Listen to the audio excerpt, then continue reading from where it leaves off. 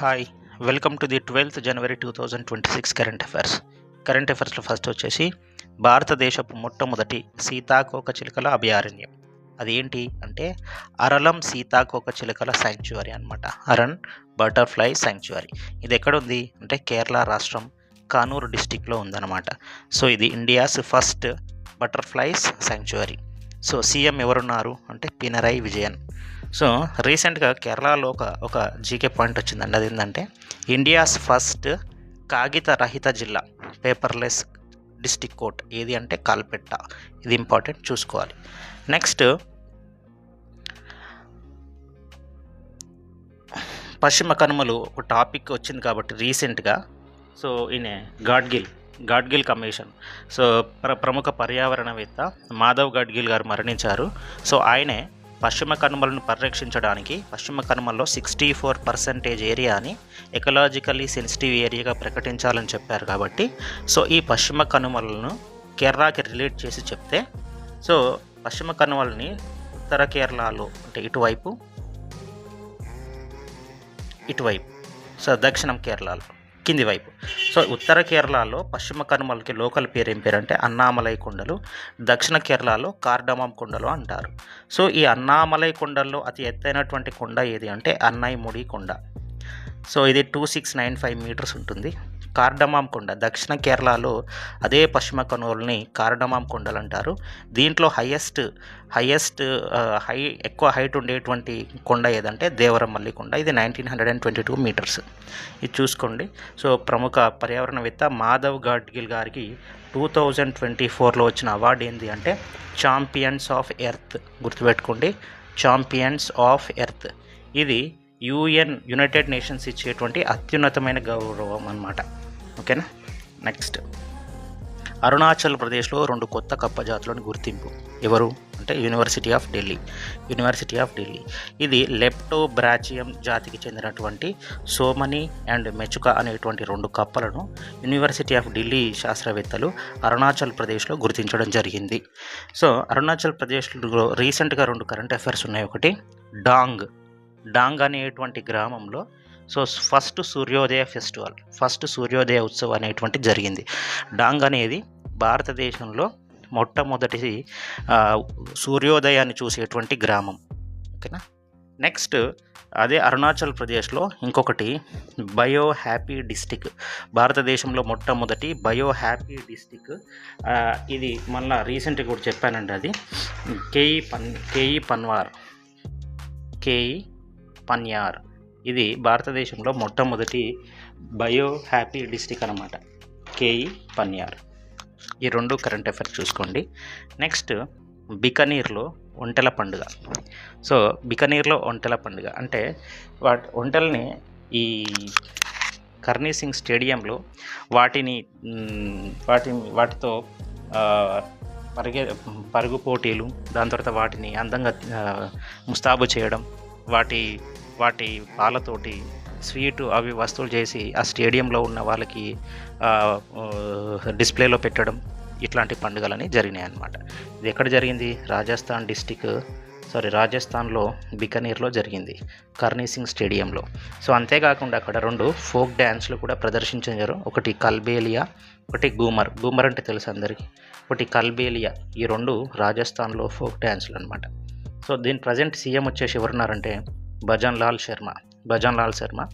So Rajasthan అనగానే మనకు తెలుసు ఇండియాలో అతిపెద్ద ఎడారి వచ్చేసి సో థార్ ఎడారి. ఈ థార్ ఎడారి 85% భారతదేశంలో ఉంటుంది, 15% పాకిస్తాన్లో ఉంటుంది. చూసుకో. Next new south wales scientist of the ఇయర్గా ఎవరికి అవార్డు ఇవ్వడం జరిగింది అంటే నళిని జోషి గారు. సో ఈ భారత సంతతికి చెందినటువంటి ఇండియన్ ఆరిజిన్ ఉన్నటువంటి ఒక ప్రముఖ మ్యాథమెటిషియన్, గణిత శాస్త్రవేత్త అనమాట. సో ఈ అవార్డు ఎవరిస్తున్నారు అంటే ఆస్ట్రేలియా ఇస్తుంది. సో ఈ అవార్డు అందుకున్నటువంటి తొలి గణిత శాస్త్రవేత్త నళిని జోషి గారి కావడం ప్రాముఖ్యం. నెక్స్ట్ దీంట్లో సీఎం ఎవరున్నారు?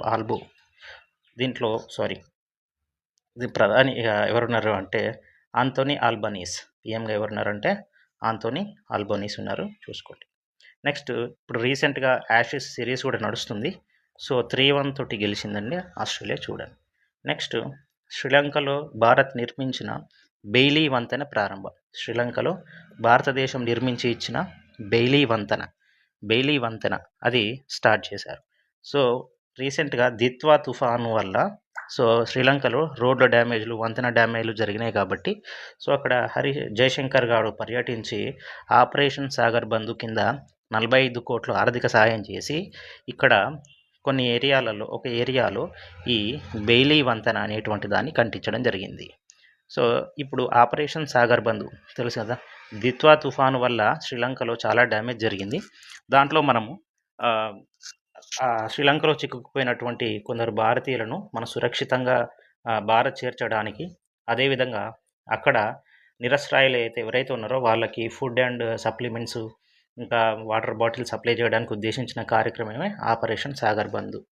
సో రీసెంట్గా జరిగినటువంటి కొన్ని సైక్లోన్స్, కొన్ని తుఫాన్ల గురించి చూద్దాం. ఒకటి మొంతా తుఫాను. ఇవన్నీ బంగాళాఖాతంలో ఏర్పడ్డటువంటి సైక్లోన్స్ ఇవి. మొంతా తుఫాన్, ఈ మొంతా తుఫాన్ ఎప్పుడు వచ్చింది అంటే అక్టోబర్లో వచ్చింది. దీనికి పేరు పెట్టింది ఎవరు? మొంతా, థాయిలాండ్ అని గుర్తుపెట్టుకోండి. తా. దాని తర్వాత సెన్యార్ తుఫాను. సెన్యార్ అనే తుఫాన్కి పేరు పెట్టింది ఎవరంటే యుఏఈ. నెక్స్ట్ దిత్వా తుఫాను. దిత్వా తుఫాన్కు పేరు పెట్టింది మాత్రం యమన్. బాగా దెబ్బతిన్నది అయితే శ్రీలంక, కానీ సో దిత్వా తుఫానుకు పేరు పెట్టినటువంటి కంట్రీ వచ్చేసి యెమెన్. నెక్స్ట్ ఇంకొక ఇన్ఫెక్టర్ ఫ్యాక్ట్ ఏంటంటే శక్తి సైక్లోన్కి పేరు పెట్టింది ఎవరంటే శ్రీలంక. ఇది అరేబియా సముద్రంలో వచ్చినటువంటి తుఫాను. ఈ తుఫానుకు పేరు శక్తి. ఈ శక్తి పేరు ఇచ్చింది శ్రీలంక. సో ఇది అక్టోబర్ 2025లో వచ్చింది. సో భారతదేశంలో Mrutyunjay Mohapatra, cyclone man of India అంటారు కదా, so cyclone man of India. జాతీయ యువజన దినోత్సవం 12th జనవరి. జాతీయ యువజన దినోత్సవం ఏంటంటే స్వామి వివేకానంద గారి జన్మదినాన్ని పురస్కరించిన యువజన దినోత్సవం జరుపుతారు. దీని థీమ్ వచ్చేసి ignite the self, impact the world. అంతరాత్మను రగిలించు, ప్రపంచాన్ని ప్రభావితం చేయి. నెక్స్ట్ 3వ అంతర్జాతీయ భారతీయ భాషల సమావేశం. సో ఇది ఎక్కడ జరిగింది అంటే న్యూఢిల్లీలో జరిగింది. ప్రారంభికులు ఎవరంటే CP Radhakrishnan 2026. Next PSLV C62. ఇది శ్రీహరికోట సతీష్ ధావన్ స్పేస్ సెంటర్ నుంచి దీన్ని ప్రయోగించడం జరిగింది. ఇదొక EOS-N1 mission. So earth observation satellite. So దీనికి అన్వేష అని పేరు పెట్టడం జరిగింది. దీని పర్పస్ వచ్చేసి అన్వేష. ఇది కొంచెం కక్ష నుంచి బయటికి వెళ్ళిపోయినట్లుగా వార్తలు వస్తున్నాయి, చూడాలి. Next Khelo India beach games 2026 results ఉన్నాయండి. ఇది ఎక్కడ జరిగింది? డయ్యూలో, దాద్రా అండ్ నగర్ హవేలీ, డామన్ డయ్యూలో జరిగింది. గోగ్లా బీచ్లో జరిగింది. 5th నుంచి 10th వరకు జరిగింది. సో ఫస్ట్, సెకండ్, థర్డ్ ప్లేస్లో KTM బైక్ ఉందండి. అంటే కర్ణాటక, తమిళనాడు, మణిపూర్ ఉంది. సో ఇక్కడ గోల్డ్ చూడండి 333, మళ్ళీ 222, కానీ ఇది 6, ఇది 3, ఇది 2. కాబట్టి ఇక్కడ Karnataka 11 medals, Tamil Nadu 8 medals, Manipur 7 medals, 11, 8, 7తో ఉన్నాయి. KTM బైక్ అని గుర్తుపెట్టుకోండి, ఒకవేళ క్వశ్చన్లో అడిగే ఛాన్స్ ఉంది. నెక్స్ట్ హైవే నిర్మాణంలో 2 గిన్నీస్ రికార్డులు ఏర్పడ్డాయండి. సో అది ఎక్కడి నుంచి ఎక్కడి వరకు అంటే బెంగళూరు నుంచి విజయవాడ మధ్యలో. సో 24 గంటల్లో సో 28.89 కిలోమీటర్ల రోడ్డును నిర్మించడం జరిగింది ఆంధ్ర ఏరియాలో. నెక్స్ట్ 10,665 మెట్రిక్ టన్నుల బిటుమినస్ ప్లస్ కాంక్రీట్ కలిపి నాన్ స్టాప్గా వేయడం జరిగింది. ఇది ప్రపంచంలో 2 గిన్నీస్ రికార్డులు అండి హైవే నిర్మాణంలో. థ్యాంక్ యూ అండి.